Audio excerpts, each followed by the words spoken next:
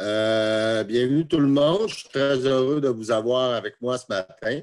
Je vais vous parler de ce beau projet-là qui existe, là, ou qui se déroule, qui est en constante évolution depuis près de 8 ans maintenant. Aujourd'hui, ce que je vous propose pour la présentation, qu'est-ce que le Centre-Terre rapidement? Je vais vous présenter aussi les outils qu'on a développés et les résultats qu'on a obtenus avec ces outils-là, et également les recommandations et les conclusions. Comme Madame disait, n'hésitez pas à poser des questions en cours de présentation. Il ne faut pas se gêner, là, je vais répondre au fur et à mesure sans problème. Premièrement, le Centre-Terre est reconnu comme un centre d'accès technologique au CRSNG depuis 2019. Donc, un centre d'accès technologique, c'est un peu le penchant fédéral des CCTT, les centres collégiales de transfert technologique au provincial. Le but de ces centres-là, il y a 4 axes principaux que vous voyez en haut à droite. L'aide technique avec le transfert de connaissances, la recherche et développement appliqué, la formation sur mesure, la représentation, la diffusion. Essentiellement, c'est toujours un peu la même chose. Nos projets ne viennent pas nécessairement de nous, ils viennent de nos partenaires. Donc, on a des partenaires qui nous soumettent des problématiques. Puis nous, avec nos équipes que l'on a au Cégep, ainsi que nos gens qui ont des expertises dans 9 domaines des techniques, comme vous voyez en bas à gauche, électricité, mécanique, bâtiment, industriel, urbanisme, etc. Donc, tous ces gens-là canalisent l'expertise pour trouver des solutions aux problèmes de nos partenaires. Donc, nos projets sont à la base issus des problématiques de nos partenaires.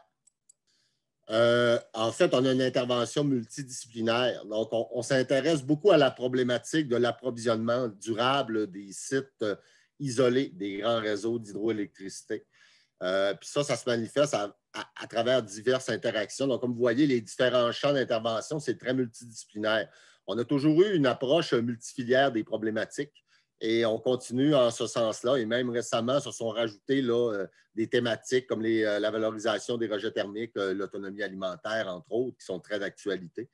Donc, on touche un peu à toutes les problématiques. Évidemment, je ne passerai pas tous ces thèmes-là, parce qu'on fait des projets un peu dans toutes ces filières-là.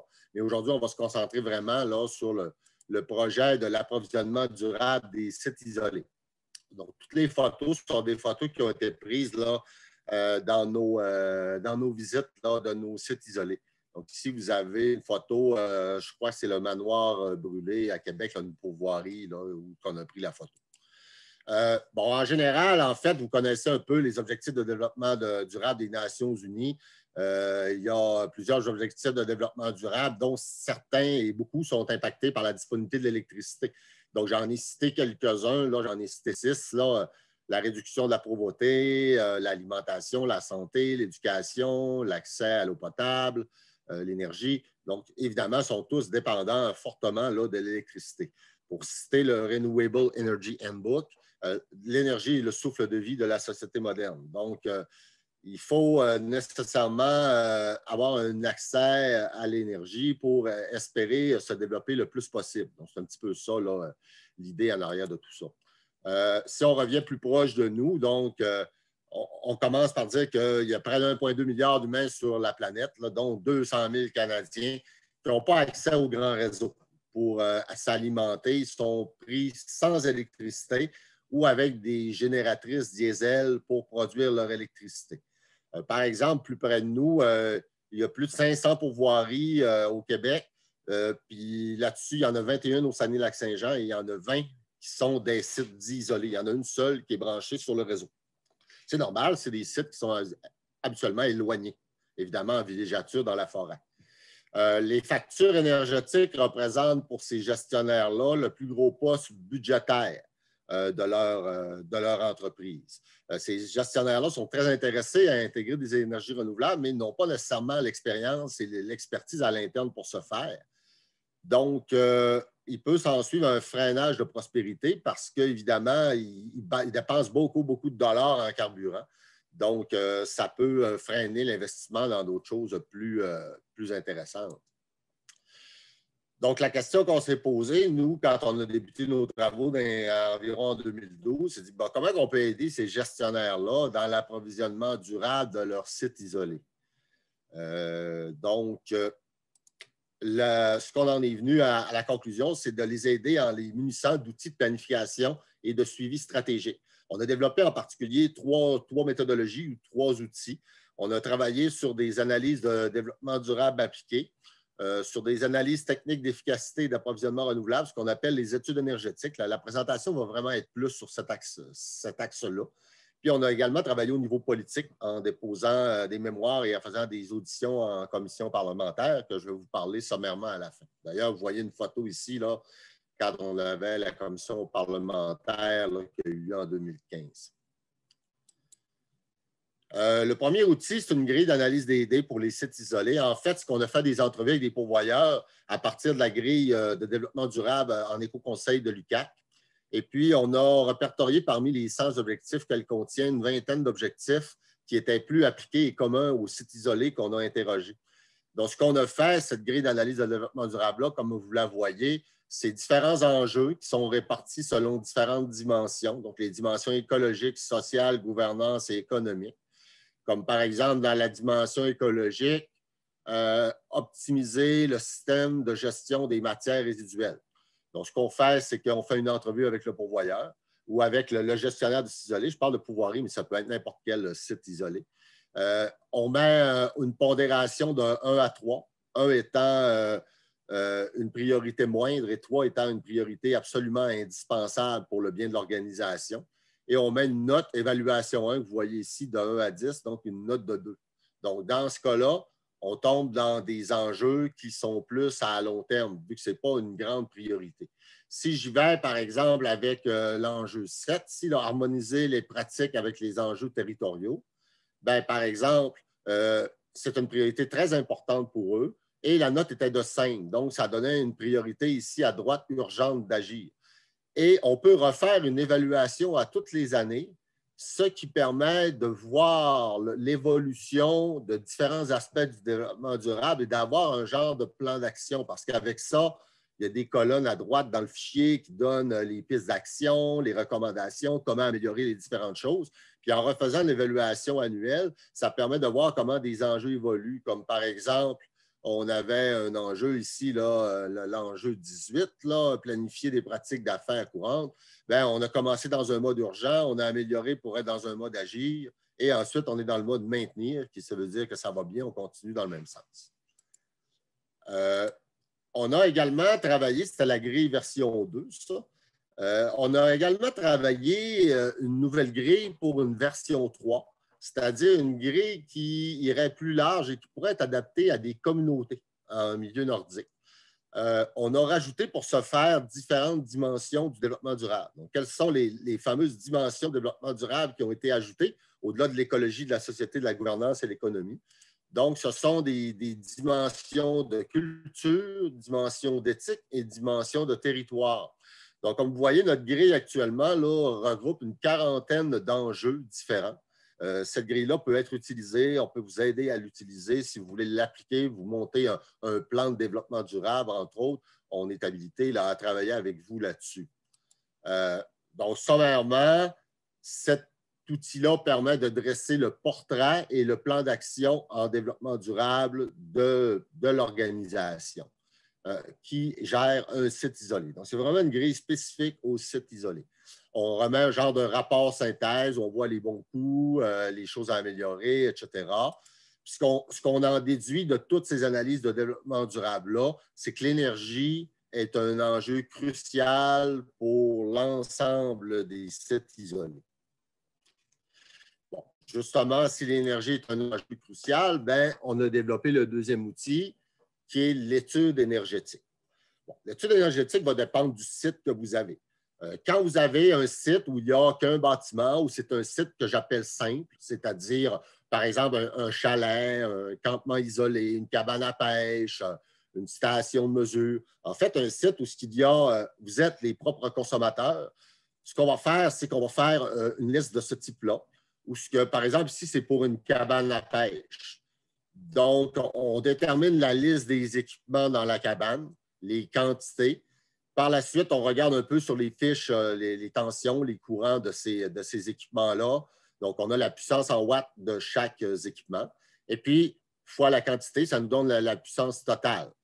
Puis ce qui est important, c'est qu'on définit par la suite avec l'utilisateur le nombre d'heures d'utilisation journalier. Comme par exemple, mes lumières, je vais l'utiliser 4 heures. La radio est ouverte 12 heures. Donc ça permet de faire, quand on multiplie en fait la puissance totale fois le nombre d'heures, ça donne la consommation journalière, donc des watts-heures par jour. Puis quand on additionne pour chacun des équipements, on se retrouve avec notre consommation journalière. Donc, dans ce cas-là, 222 watts-heures par jour. Ce chiffre-là est crucial parce que ce chiffre-là, c'est ce qui va permettre de dimensionner adéquatement le nombre de panneaux solaires, le nombre de batteries que vous voulez utiliser et qui est optimal, en fait, pour votre propre consommation. Et ces calculs-là se font à partir d'équations relativement simples. Et ça permet de faire une première optimisation, un premier dimensionnement, là, du système au global et d'aller voir des fournisseurs pour faire estimer les coûts de son projet. Quand on tombe dans des sites plus gros, dans ce que j'appelle les études énergétiques évoluées, il y a une problématique à utiliser ce genre de tableau-là. Donc, le genre de tableau où, comme tantôt, on met les heures, on met les équipements, etc.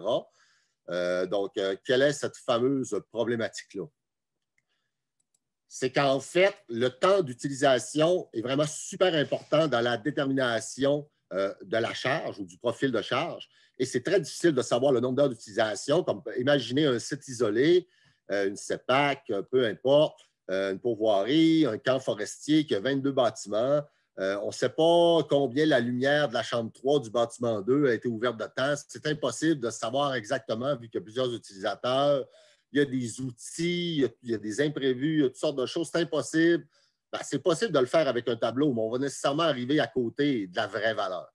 Donc, il faut vraiment déterminer une méthode beaucoup plus précise pour déterminer le profil de consommation du site, qui est vraiment l'intrant fondamental et clé d'un bon dimensionnement. Donc, quelle est la solution? Bien, en fait, c'est de faire une étude évoluée qui va nous permettre de déterminer des indicateurs technico-économiques qui vont permettre au gestionnaire de faire le meilleur choix qui est adapté à son besoin. Donc, essentiellement, ça se passe en étapes. La première étape, c'est une visite du site. Donc, on relève tout ce qu'il y a d'équipements qui consomment de l'énergie. On regarde comment distribuer l'énergie, quels sont les bâtiments. Puis c'est là la clé, on installe un système de mesurage électrique. Donc, un système qui va mesurer en temps réel la consommation de votre site ou la consommation de bâtiments particuliers si vous le désirez. Ça, c'est très important parce que chaque site ayant sa consommation particulière, le profil de charge et l'empreinte digitale de ce site-là. Donc, c'est important d'avoir une valeur exacte de ça. Tout le dimensionnement va dépendre de ça. On regarde aussi quelles sont les énergies disponibles localement. Y a-t-il du vent? Y a-t-il du soleil? Y a-t-il un cours d'eau? Et on s'imprègne en bref de la réalité là, du gestionnaire du site. Donc, l'étape, c'est suite au mesurage, donc on trace des profils de consommation, donc en X, l'heure de la journée, et en Y, là, la consommation en kilowatts du site. Donc, on a une courbe de chaque couleur pour chaque mois. Donc, on a fait la moyenne de chaque heure de chaque mois, de mai, de juin, de juillet, d'août et de septembre. Et ça, c'est vraiment la signature du site. Donc, quand on vient avec un peu d'expérience, on voit que souvent, par exemple, là, on a des pics sur l'heure du souper, ce qui est un peu normal. Il n'y a pas nécessairement de pics sur l'heure du dîner. Donc, ça signifie probablement que c'est une pourvoirie de type européenne, c'est-à-dire qu'ils n'offrent pas le dîner dans la salle principale. Donc, les gens prennent le dîner un peu de façon disparate, ce qui fait qu'il n'y a pas de pic sur l'heure du dîner, par exemple. Donc, il y a beaucoup d'informations qu'on retire de tout ça. Puis, on voit qu'évidemment, la consommation varie beaucoup d'un mois à l'autre. Donc, on mesure sur la saison entière d'opération. Dans ce cas-là, c'était de mai à septembre. Une fois qu'on a fait ce mesurage-là, on procède à ce qu'on appelle l'étude préliminaire d'efficacité énergétique, ce que j'appelle l'EPE. On coupe dans le gras, dans le superflu énergétique, sans atteindre à la qualité de vie des clients. Chaque dollar qu'on investit dans l'efficacité énergétique va permettre de sauver 3 à 5 dollars en équipement de production d'énergie renouvelable. Les gains en efficacité énergétique, bien, il y a 3 méthodes principales d'intervention. La première, c'est d'utiliser des équipements moins gourmands, comme par exemple des LED au lieu d'ampoules incandescentes. D'utiliser la bonne énergie à la bonne place et de gérer la pointe électrique. Dans un site isolé, en fait, où ce que l'électricité est produite par une génératrice, il ne faut absolument pas que vos postes de chaleur, c'est-à-dire le chauffage de l'eau, la cuisson, ne soient branchés électriquement sur la génératrice. En fait, une génératrice va produire, dans le meilleur des cas, 30 à 35 de rendement, puis souvent, c'est beaucoup plus bas. Là, on a vu des cas à 10 donc, il y a très peu du fioul qui est converti en électricité. Tandis que si vous voulez chauffer un bâtiment avec des plaintes électriques, donc, c'est vraiment pas efficace. Tandis que si vous remplacez des plaintes électriques, par exemple, par un chauffage au bois ou un chauffage à l'huile, mais dédié spécifiquement au propane, qui est fait exprès pour chauffer, là, vous avez des rendements de 80 à 90 Donc, c'est beaucoup plus intéressant. Vous allez consommer beaucoup moins de carburant pour produire le même chauffage en bout de ligne. Si vous regardez les petits tableaux qui sont à droite, des exemples de mesures d'efficacité énergétique, on installe 40 nouvelles ampoules. Donc, vous avez 3 types d'ampoules. Est-ce qu'on prend des incandescentes, des fluos compacts ou des DEL? Si on regarde bien les choses, ben, on a des différents coûts d'achat qui sont variables, mais on voit que les coûts d'opération sont beaucoup moindres pour les DEL parce que pour le même éclairage, ça prend juste 9 watts au lieu de 60 watts pour une incandescente. Donc, quand on regarde la période de retour sur investissement, le PRI, ben, vous voyez des PRI très courts, là, d'une demi. On repaye nos 40 ampoules en une demi-année en économie de carburant dans ce cas-là. Un autre exemple, remplacer un réchaud électrique par un réchaud propane. Donc, un genre de réchaud là, où on a une cuisine avec un peu comme on voit dans les buffets chinois, un genre de réchaud où ils mettent la nourriture. Ben, regardez le réchaud électrique par rapport au réchaud au propane. Le réchaud au propane a certains coûts d'achat, mais les coûts d'opération sont de 290 au lieu de 1300. Donc, on va dans 3 ans, là, pour une utilisation de 5 heures par jour pendant 100 jours, on paye notre équipement. Donc, c'est extrêmement... Dans le fond, on le fait. Là, c'est un cas bien particulier, mais on le fait là, systématiquement pour différents équipements qu'il y a sur votre site qu'on vous conseille de remplacer. Une fois qu'on a établi ces économies d'énergie-là, parce qu'on va économiser nécessairement de l'électricité sur la génératrice en faisant ça, donc, on évalue de combien on économise. Puis, on va adapter le profil de charge mesuré en soustrayant l'économie pour avoir le profil de charge planifié. Donc, par exemple, sur ce site-là, on a remplacé notre réchaud électrique par un au propane, on a remplacé des réfrigérateurs commerciaux par des modèles Energy Star. Il y avait une vieille cafetière qu'on a remplacée par des cafetières avec thermos. Il y avait des plaintes électriques qu'on a fait enlever. On a remplacé l'éclairage par des DEL. Donc, on a vu que ça a permis de diminuer la consommation d'électricité de 210 à 130 kWh par jour, donc de 38 ce qui est très significatif. Vous le voyez sur les courbes à droite, là. La courbe bleue, c'est le mesuré, puis la courbe orangée, c'est planifié quand on a enlevé là, les mesures d'efficacité. C'est à ce stade-là aussi qu'on peut ajouter de la charge. Donc, si vous prévoyez rajouter des bâtiments, agrandir, rajouter des équipements, donc on peut en tenir compte aussi dans le profil de charge planifié.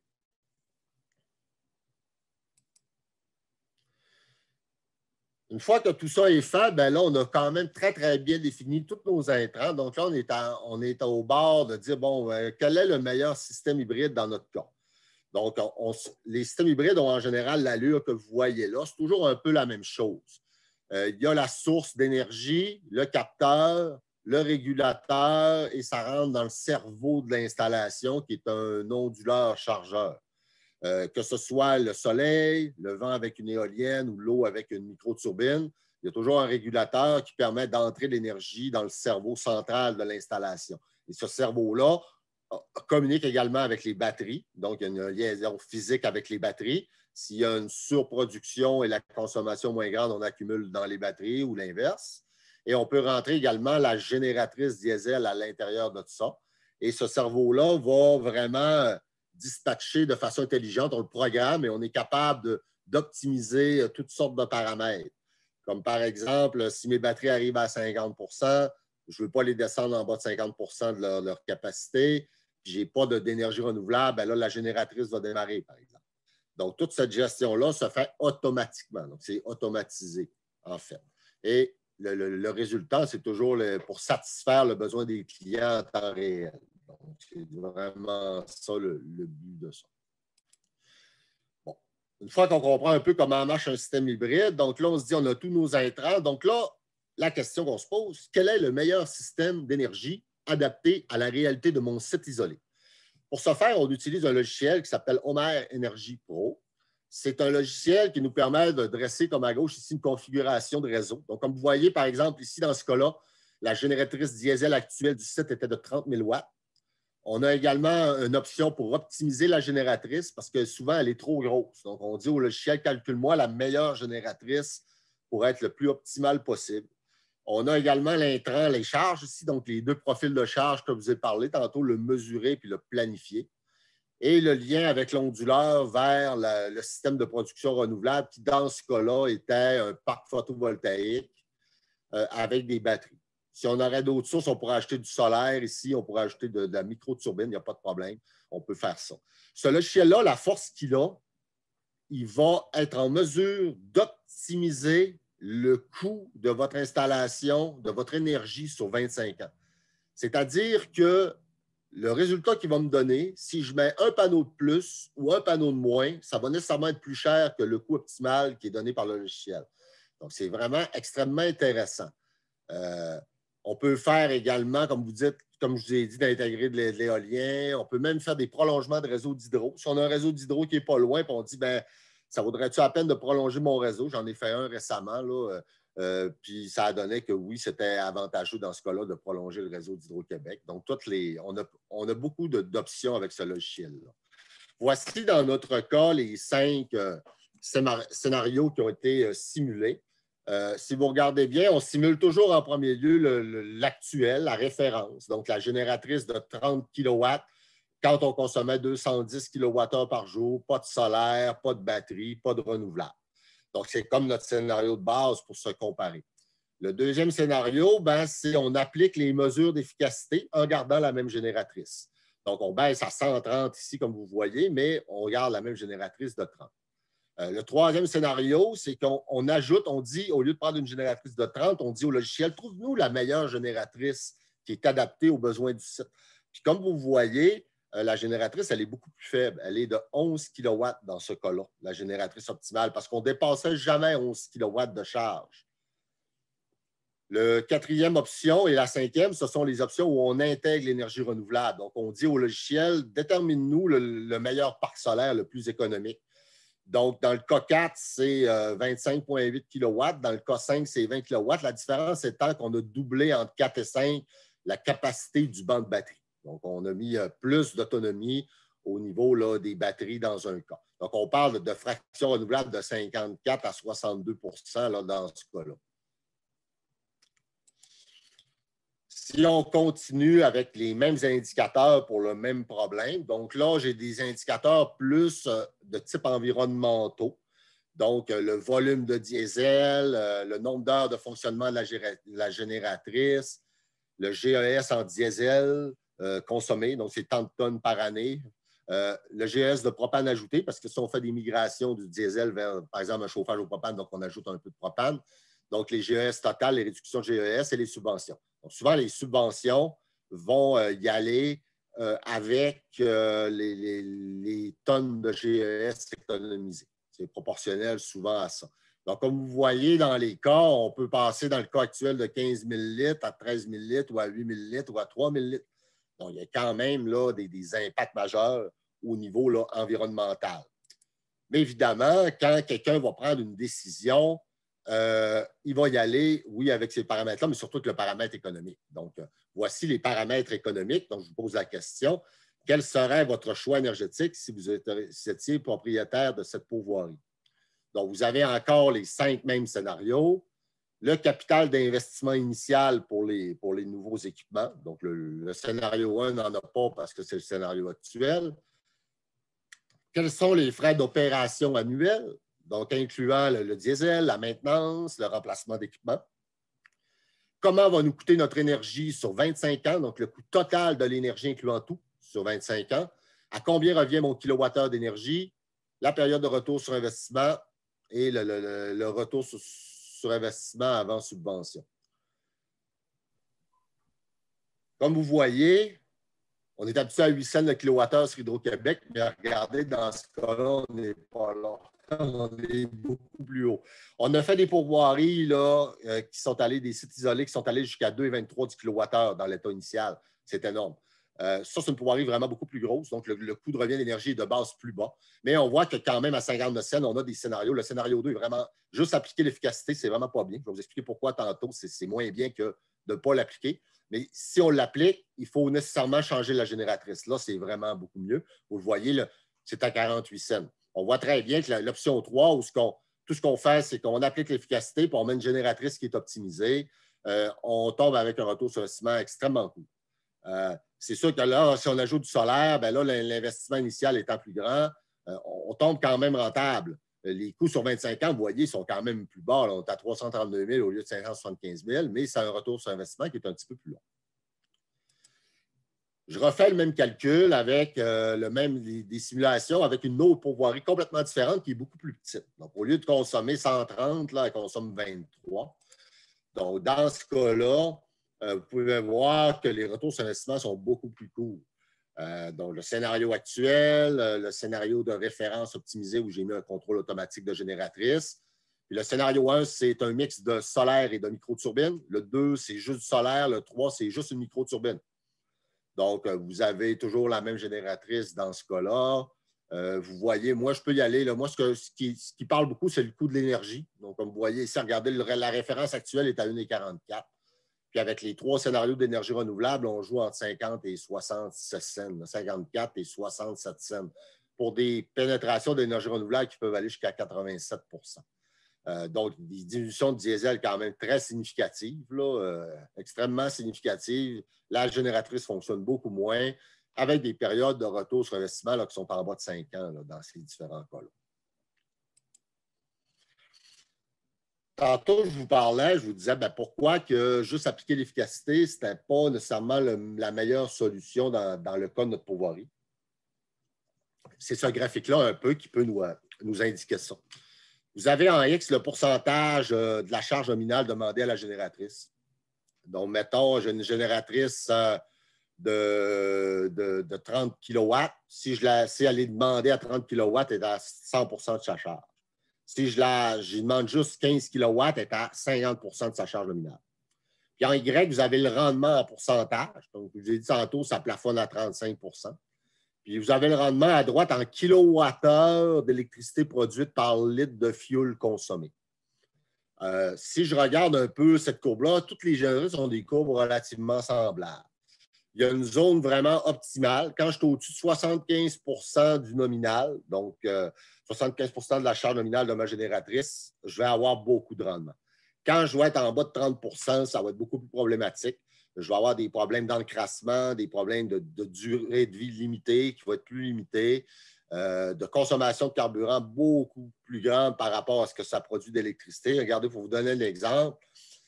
Dans le cas actuel, avec la génératrice de 30 kW, nous avions une consommation de 8,8 kW en moyenne, donc ce qui donne environ une charge de 30 de la génératrice. Donc, en réalité, je m'en vais à 30 Puis là, j'ai en fait un rendement ici sur le point jaune d'environ 2,1 kWh pour tous les litres de carburant qui sont consommés.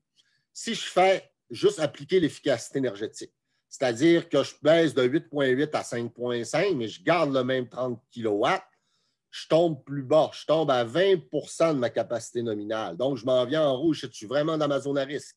Donc là, je suis vraiment à 1,7 kWh par litre. Donc, c'est pire que le cas initial. Mais si je fais les mesures d'efficacité, donc 5,5 kW, et je change la génératrice pour la meilleure possible, donc je l'amène à 11. Donc là, je tombe à 50 de ma capacité nominale. Donc, je tombe au point vert. Donc là, je suis rendu à 3 kWh par litre. Donc, autrement dit, juste en prenant la génératrice optimisée, je consomme 2 fois moins de fuel que le cas rouge ici. Juste pour vous donner une idée. Donc, c'est très, très important. Moi, on a fait une vingtaine de sites présentement isolés d'études. Puis juste pour vous dire, il y avait un seul site où la génératrice était optimisée avec la consommation. Donc, c'est vraiment un point majeur qu'il faut regarder là, quand on fait une étude énergétique d'un site. Puis aussi également, on est capable de faire des courbes de sensibilité, c'est-à-dire en X, qu'est-ce qui se passe en Y sur le retour sur investissement si on augmente le coût du carburant diesel qui inévitablement va monter dans les années.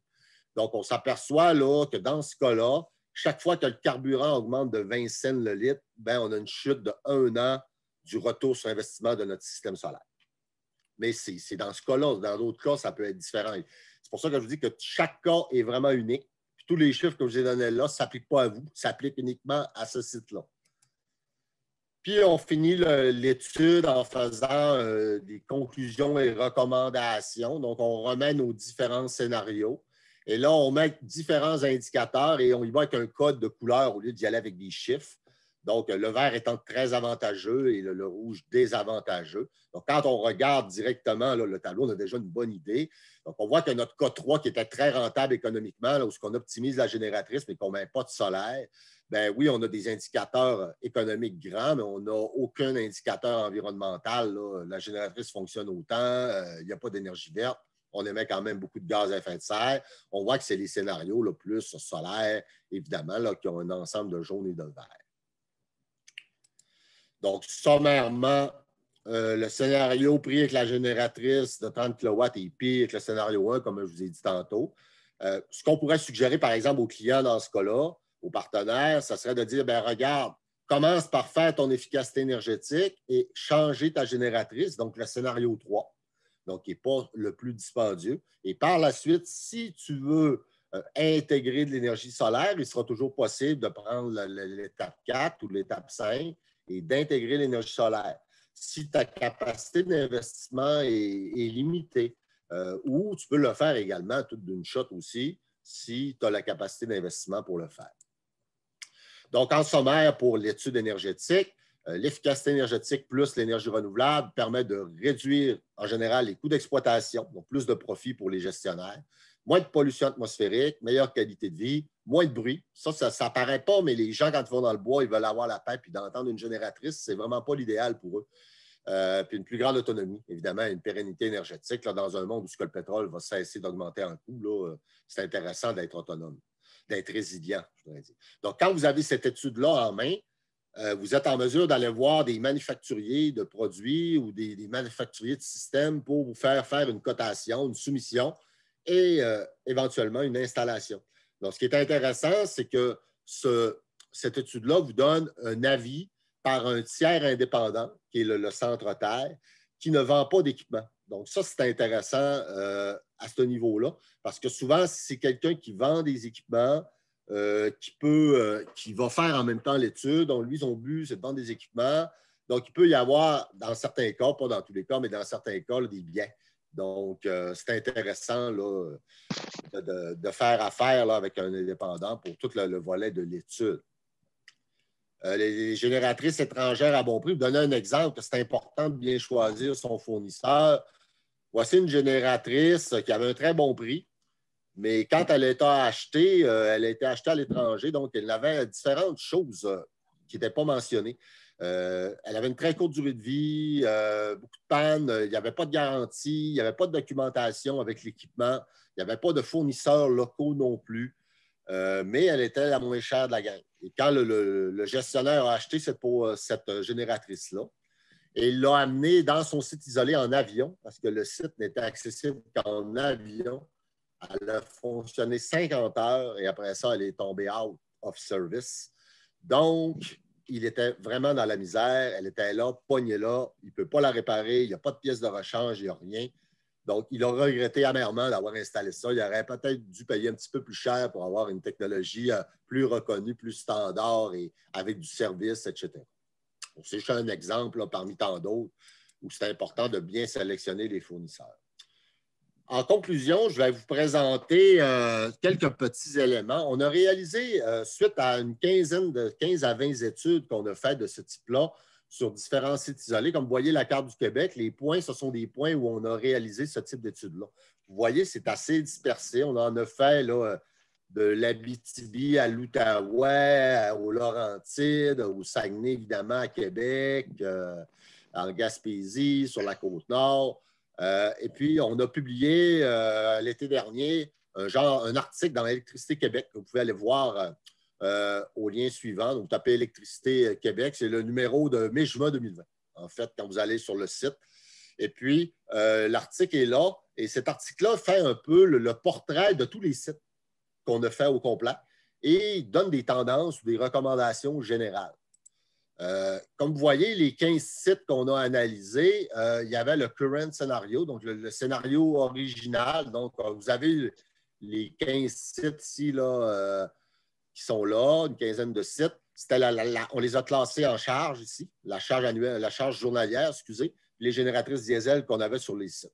Puis la partie verte ici, c'est la solution que le logiciel ou que nos analyses ont donnée. Donc, dans la plupart des cas, vous voyez, c'est soit des systèmes solaires ou des systèmes hybrides. Donc, des systèmes solaires avec du diesel, parce qu'on ne peut pas vraiment enlever tout le temps la génératrice parce que ça prend au moins un backup. Souvent, ça prend une combinaison. Le but, c'est de la minimiser. Il y a des cas où la génératrice était il y a 2 cas particuliers où la génératrice était la meilleure solution. C'est des cas souvent où le fuel était vraiment pas cher. Il y avait des cas vraiment particuliers où le carburant était vraiment peu dispendieux par rapport aux autres. Si vous regardez les charges ici, bien, il y a plusieurs sites où on a diminué la charge. Comme par exemple, au site 8, on est passé 197 à 135. On a fait de l'efficacité énergétique. Il y a des sites où on a changé la valeur de la génératrice. Donc, par exemple, regardez le site 8, là, on avait une génératrice de 30, puis là, c'est une génératrice de 8, c'est insuffisant. C'est énorme. On a tout dimensionné les solaires, les autres sources d'énergie renouvelables, les batteries également. Donc, chaque site, si j'aurais plus de temps, on pourrait aller dans le détail, mais ça vous donne un ordre de grandeur. Là. Bon, on en a ressorti évidemment des constats. La question que je vous pose, comment évolue le coût de l'électricité produite dans les scénarios hybrides, c'est-à-dire solaire et diesel, par rapport au diesel seul, en fonction de la consommation journalière? Autrement dit, si mon site est plus gros, est-ce que mon coût d'énergie de base va diminuer ou va augmenter?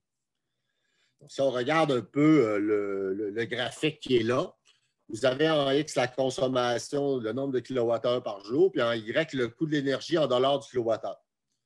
La courbe rouge et les points rouges, c'est les scénarios originaux. Donc, juste la génératrice, le scénario de base, de référence. Et les scénarios verts, les points verts, et les flèches qui partent de rouge à vert, c'est la transition vers un système hybride solaire.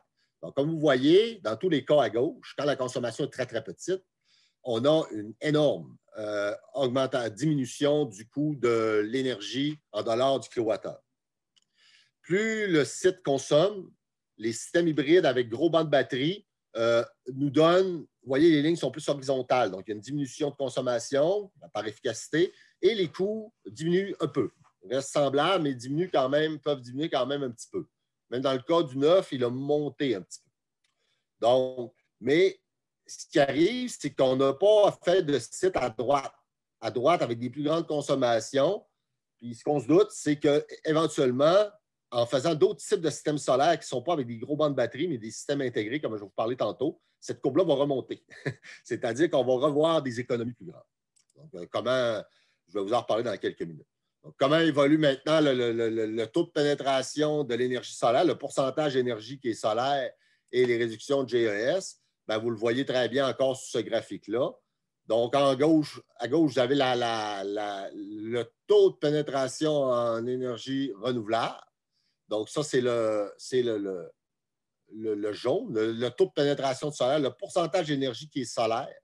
Donc, vous voyez là, que souvent, là, pour les grands sites, on a des petits sites, on a beaucoup, beaucoup de pénétration d'énergie solaire. On est capable de convertir pratiquement entièrement au solaire. Puis pour le vert, bien, les réductions de GES. Donc, on voit qu'il y a des réductions de GES qui ressemblent quand même pas mal aux pénétrations d'énergie solaire. Bon, les faits saillants de cette étude corrélative-là, c'est que vu que le solaire baisse de coût beaucoup, la durée de vie augmente, c'est facile à entretenir. Donc, ça relève être un choix avantageux en forte pénétration pour des sites qui ont 135 kWh par jour ou moins de consommation. Les systèmes conventionnels, c'est le système qui est dessiné là. C'est une génératrice dans un onduleur, des panneaux solaires avec un régulateur et des batteries dans un onduleur, et on a la sortie en courant alternatif de l'autre côté. Le même schéma que je vous ai montré tantôt. Donc, au point de vue économique, pour l'ensemble de nos sites, on s'est aperçu que le coût de l'énergie a fondu entre 7 à 70 %. Les émissions de GES ont baissé de 74 à 100 % et le temps de fonctionnement de la génératrice de 41 à 100 % selon les sites utilisés. Mais on sait que ces solutions-là hybrides conventionnelles, que j'appelle avec gros bancs de batterie, deviennent moins rentables quand la consommation augmente vu qu'il y a trop de batteries. Donc, mais il y a des solutions alternatives, comme à droite ici, où on a la génératrice, l'onduleur, les batteries, mais le PV est inséré du côté CA directement avec un régulateur spécial.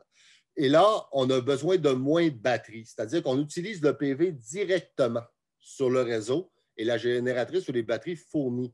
Donc, ça permet de diminuer les coûts. Ces solutions-là sont quand même matures, sont déployées, mais sur les grands réseaux, c'est-à-dire sur un réseau hydroélectrique. Donc, si je mets l'hydro ici à gauche au lieu de la génératrice. Toutefois, ces systèmes-là, la plupart du temps, ne sont pas garantis sur les sites isolés. Il y a d'autres manufacturiers qui offrent des solutions rentables et éprouvées, mais seulement pour des sites isolés, comme je disais tantôt, de plus grande puissance. Parce que ce qu'on s'est aperçu que si on va appliquer ce système-là dans les sites de moyenne consommation, comme les plus gros qu'on avait sur notre courbe, l'ajout de ces équipements-là est prohibitif. Mais quand la consommation est beaucoup plus grande, là, ça peut devenir rentable. Donc, c'est un peu la conclusion qu'on en a fait. Donc, en conclusion sur les études, les vendeurs d'équipements auront toujours la prétention de satisfaire tous vos besoins. Il faut se méfier des dimensionnements de coins de table quand on a un gros site. On peut avoir des mauvaises surprises. Souvent, si on dimensionne mal, on mesure mal la consommation, on ne met pas assez de batterie.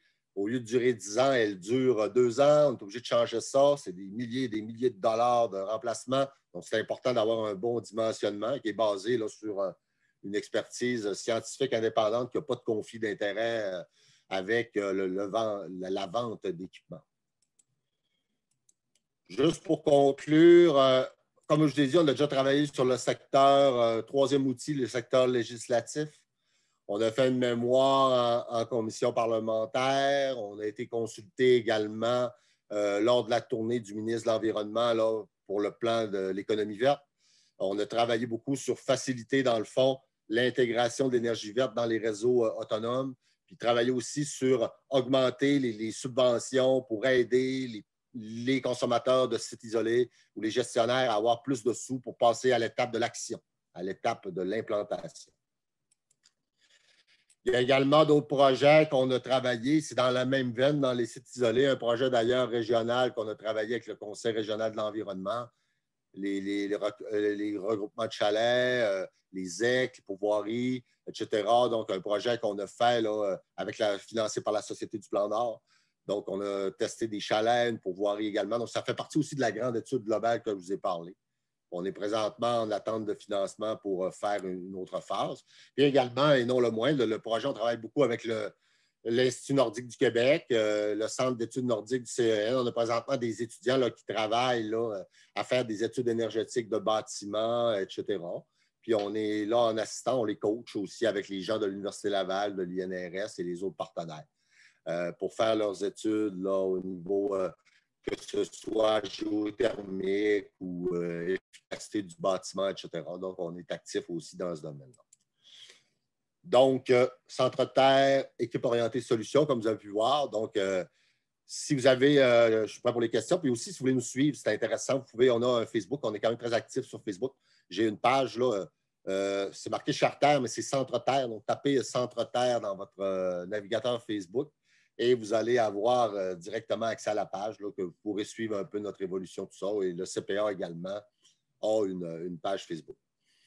Donc, sur ça, si vous avez des questions, n'hésitez pas. Merci, Martin. Puis c'était une présentation très importante. Puis tout le monde sait que la conservation d'énergie puis le développement des stratégies d'énergie renouvelable sont des éléments clés pour assurer le développement du Nord puis pour réduire notre consommation des combustibles fossiles. On a quelques questions. Daniel Martineau a une question. Daniel, pouvez-vous ouvrir ton micro, s'il vous plaît?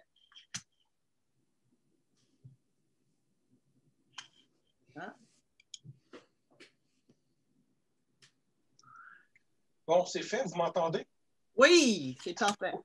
Oui, moi j'avais une question.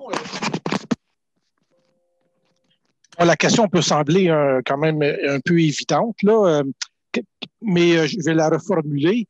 C'est lorsqu'on a, par exemple, une pourvoirie ou un endroit comme ça peut être difficile de tout mesurer pour avoir vraiment là, une image très, très exacte là, de la situation de la consommation énergétique. Jusqu'où doit-on aller dans nos mesurements? Puis, dans quelle mesure peut-on vivre avec la consommation totale plus quelques mesures? En fait, la consommation totale peut être mesurée relativement facilement.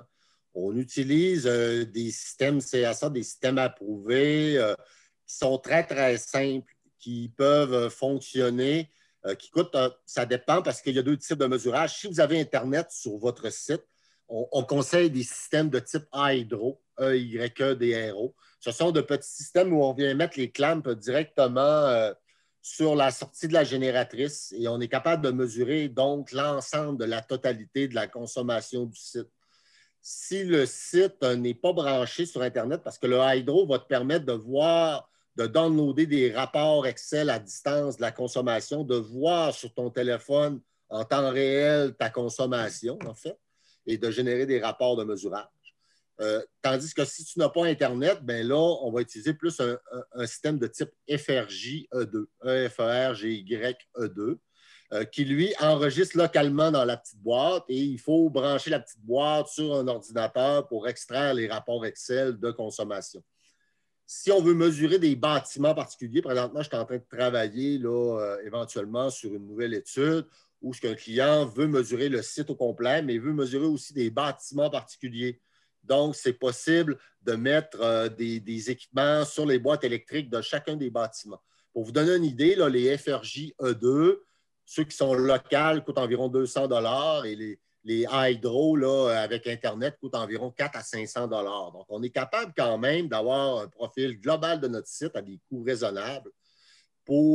Mais ce petit coût-là que vous ajoutez va nécessairement être moins dispendieux que si vous dimensionnez mal puis vous sous-estimez, par exemple, vos batteries ou etc. Je vais vous donner un exemple. On est allé faire un client il y a quelques années qui avait fait dimensionner son système plus sur un coin de table. Et puis, au bout de 2 ans, ses batteries avaient tellement cyclé, il y avait des charges qui avaient été oubliées dans l'estimation à la mitaine. Et ces batteries, au lieu de durer 8 ans, avaient duré 2 ans. Donc, on parle d'un coût de 35 000 à 40 000 qui a dû être réinvesti en batterie au bout de 2 ans. Le client était bien découragé de ça. Puis c'est tannant. Puis parce que c'est vraiment impossible dans ces cas-là de faire une estimation parfaite de la charge si on ne mesure pas. OK. Merci. Parfait. Pierre Brisson a une question. Pierre?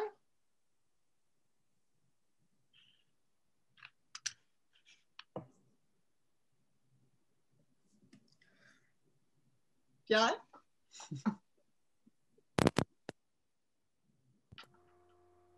M'entendez-vous? Oui. OK, parfait, excellent. Je me posais la question, dans l'ensemble des évaluations, est-ce que vous avez regardé pour installer, parce qu'on parle de ne pas chauffer directement avec la génératrice, mais d'avec le système, avec les batteries, avec le solaire, de faire une biénergie qui serait pas panne d'électricité pour maintenir la température de base quand il n'y a personne dans le chalet pour essayer de bon, je ne sais pas s'il faut maintenir la température ou même quand il y a du monde à l'intérieur puis que la nuit, c'est plus tranquille, bien, la génératrice pourrait, pas la génératrice, mais les batteries pourraient venir compenser un petit peu pour le chauffage. Est-ce que c'est une option que vous avez analysée dans ça? Et compte tenu de l'efficacité que peut avoir un chauffage biénergie, Et dans l'autre, je ne semble pas avoir remarqué si vous avez fait des travaux sur les enveloppes, sur les bâtiments. Est-ce que c'est considéré aussi? Donc, c'est mes deux questions. Pour la première question, il n'est absolument pas conseillé d'utiliser une génératrice ou des panneaux solaires ou des batteries pour chauffer.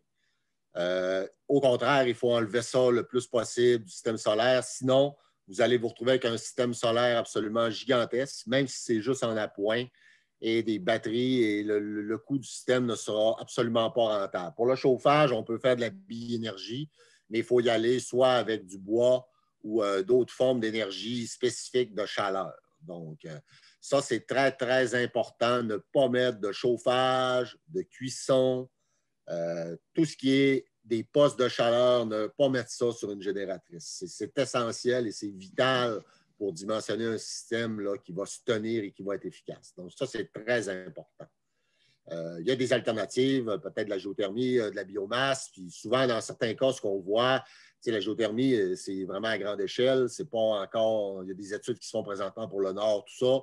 Mais souvent, moi, ce que je vois, c'est des poêles à bois ou des fournaises au propane ou des fournaises à l'huile efficace là, qui vont te donner 90 de rendement. Puis souvent, les sites isolés qu'on fait sont utilisés plus dans la période de mai à septembre, donc plus en été. Donc, le chauffage n'est pas extrêmement primordial. En ce sens-là, on fait rarement d'études d'enveloppe de bâtiment, mais c'est arrivé qu'on en fasse parce qu'on fait de plus en plus de pourvoiries ou de sites utilisables à l'année. Donc, on peut faire des analyses par caméra thermique, entre autres, d'enveloppe de bâtiment, etc. Mais quand c'est pertinent, oui, on peut l'ajouter. Ça peut être une option qui s'ajoute à l'étude énergétique que l'on réalise.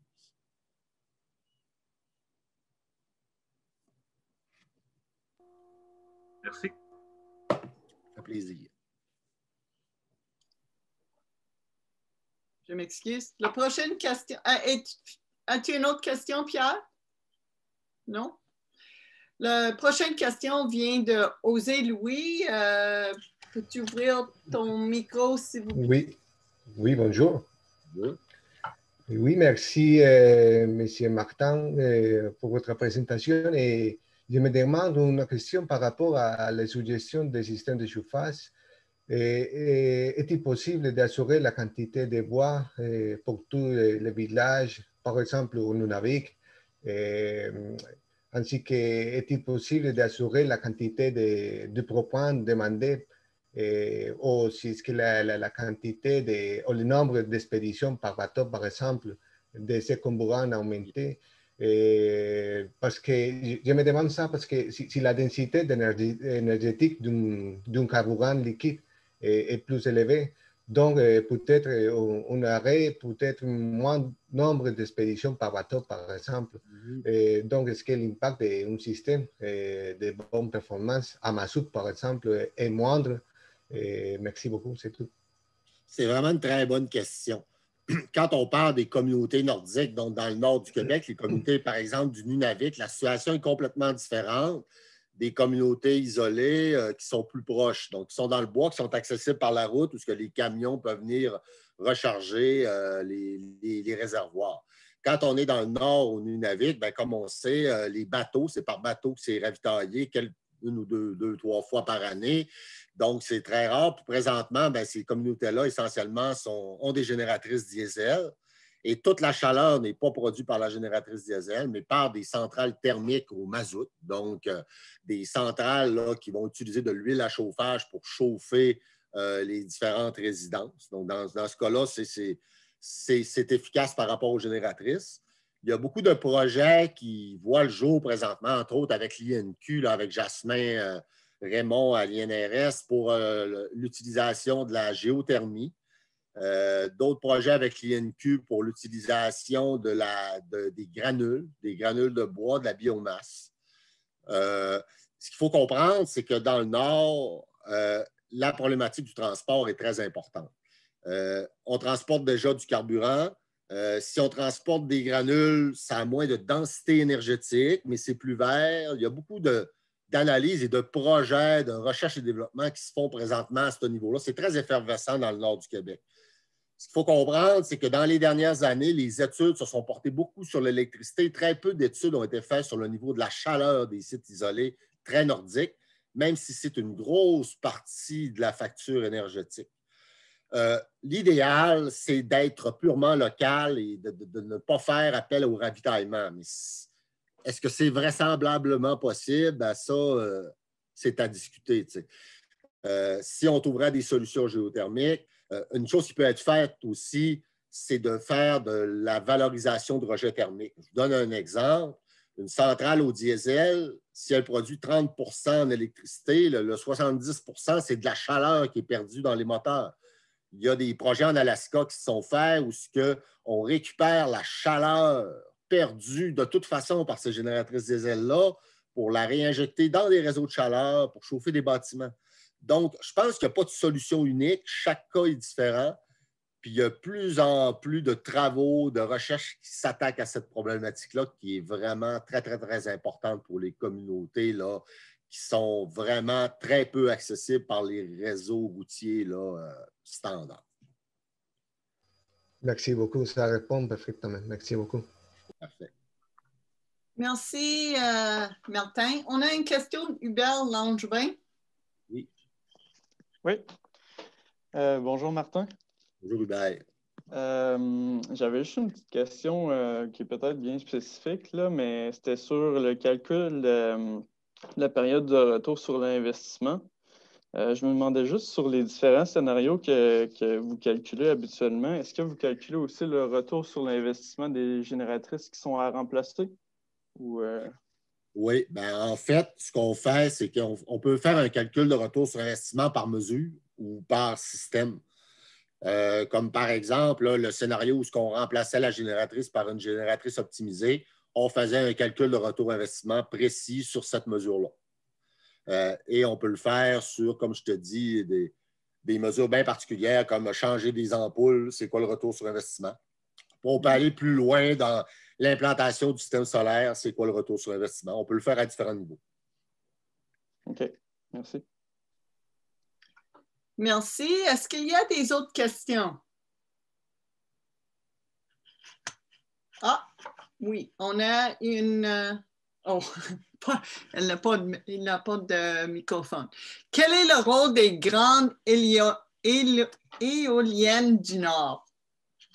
Oui. Dans le Nord, est-ce qu'il y a beaucoup d'usages des éoliennes?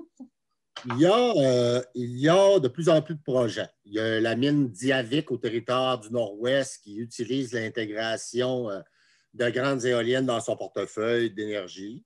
Il y a un projet présentement dans le Nord, ici au Québec, c'est la mine Raglan, je crois, où il y a un projet de recherche qui se fait avec, entre autres, éoliens, couplé avec générateurs diesel, couplé avec différents types de stockage électrique également.